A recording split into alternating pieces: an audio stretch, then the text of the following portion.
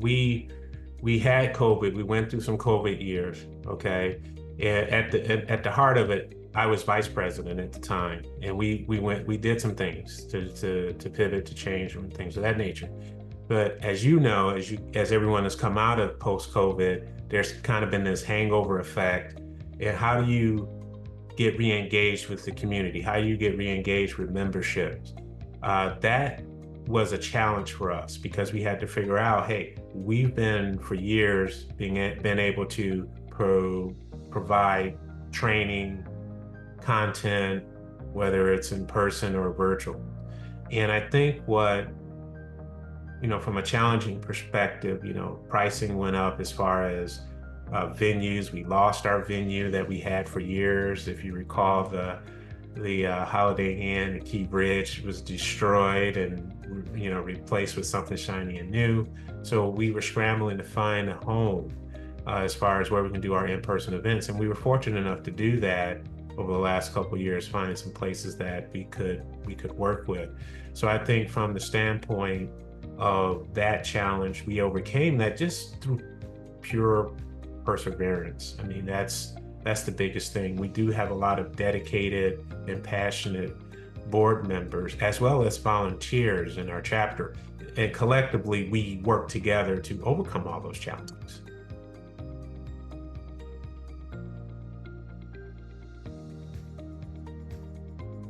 The very first thing that comes to mind is us launching our ISACA GWDC scholarship program in partnership with the ISACA Foundation, which allows us to provide financial support to students in our region, right? The various universities and colleges that we have relationships with. We were able to launch this right before last year's AGM, actually. We announced it during last year's AGM, and I like to say that we did award 6 scholarships of about $2,500 apiece. We had about $15,000 to play with. And that's to me something that is lasting, because we can do this year over year, and it will impact not only the chapter but also our community at large. The DMV, as you know, was very big, and if we're able to plant the seeds or help those who are planting seeds, who are looking to pivot into the technology or into cybersecurity or digital trust, give them hope, change some trajectories along the way, that's a lasting impact I think anybody would want.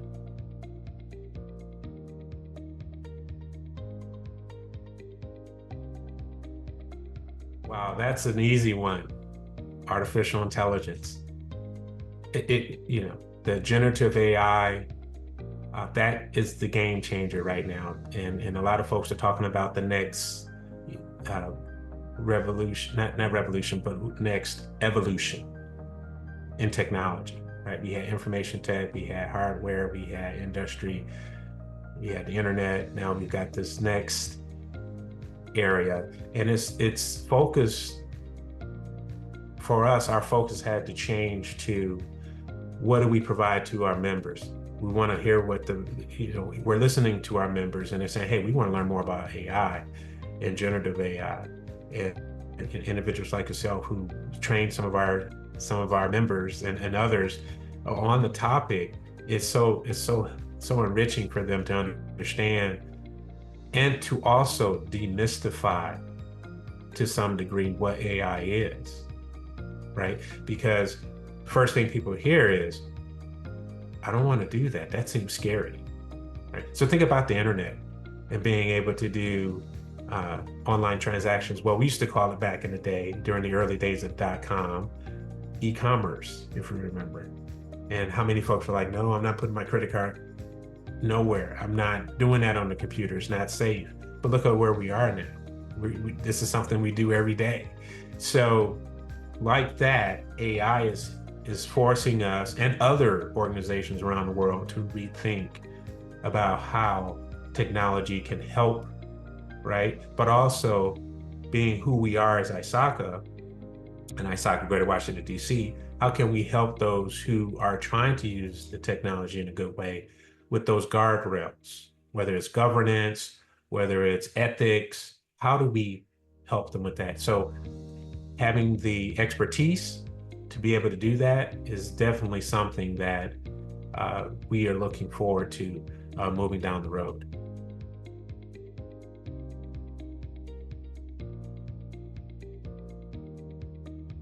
Yeah, I would. I'll try to give you a couple of examples. Um, so yes, I am the current president, and I'll pick on COVID again because it's this 5-year window that's been really critical for us. One of the things that, as being a board member and as an officer during this time, is the chapter pivoted, just like a lot of other organizations had to pivot.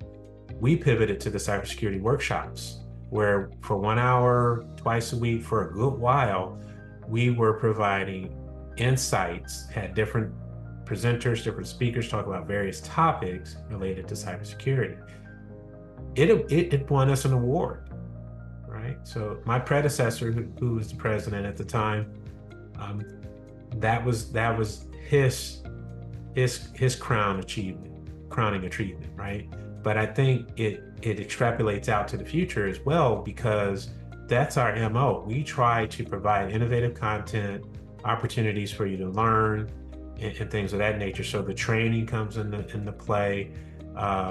There's some things in membership, right, that I can talk a little bit about, and that's we have a CPE management self-service for members. So the old way we used to do this is you wait for us to send you a CPE email. Hey, you can download your CPE, and guess what? It's going to close out after a certain time. Well, if you forget to go get the email, then it goes away, and then you have to go through this whole process with Global and with us to figure out how do you get credit for those hours.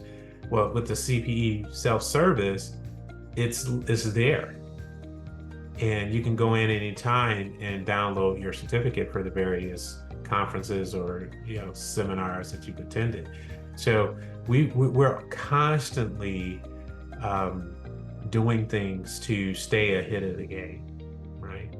And I'll go back to another question you had about achievement. So I did mention the ISACA scholarship, ISACA GWDC scholarship. The other part of that is we won an award this year for outstanding chapter and what we do for our members. And this question that you just asked me is right on point on that, because it's all about the programming, the content, how do we connect with our members, and we do a lot to do that. And that's something that we've won this award before.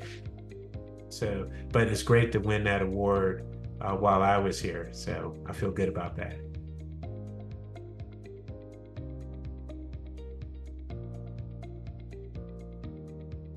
Yeah, I'll go back to the CPE self-management.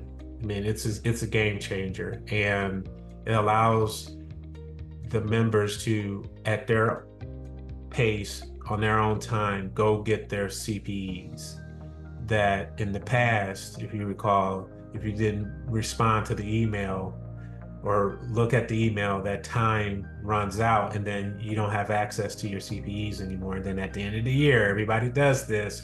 We are scrambling to get our CPEs in.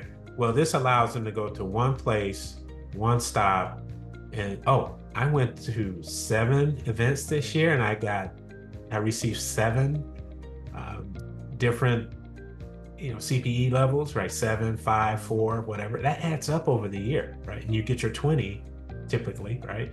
So I would say that's a really big project for us.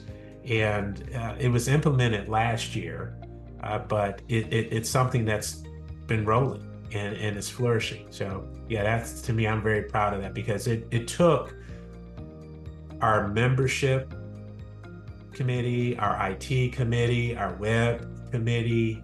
These are 3 different committees that we have, and a few others, to come together and work together on this solution. And I was very proud of them for doing that.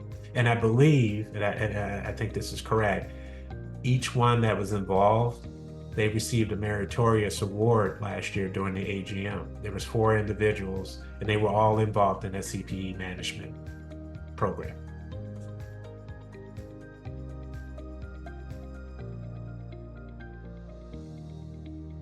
There's a couple at least. I would say first and foremost, it's all about the team, right? I'm a Michigan born and raised Michigander, and I'm a big Bo Schembechler fan. The team, the team, the team. And if you take it from that perspective to work collaboratively, you may not all get along, but be able to come across the aisle, so to speak, on an initiative, on a project, on a direction. That's going to bode well for you currently as well as down the road, right? The other part is keep the members' benefits in mind. What's best for our members? And remember the volunteers that help us, because without those, we're not successful.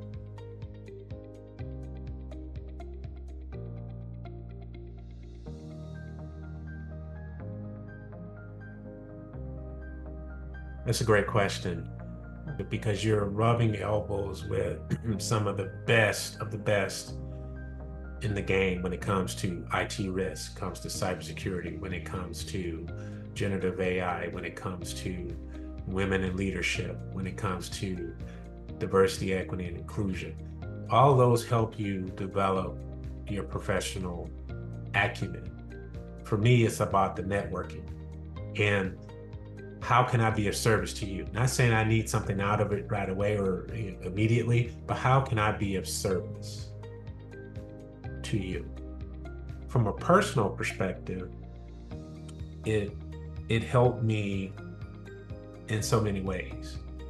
When I initially came to the chapter from the Phoenix chapter in 2011, up to that point, my involvement with ISACA was all about, let me get my CPEs, let me just go there, get my CPEs and leave.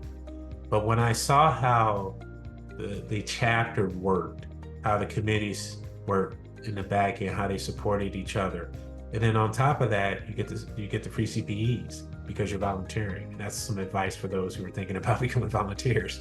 You get free CPEs, and that adds up quick, as I said earlier.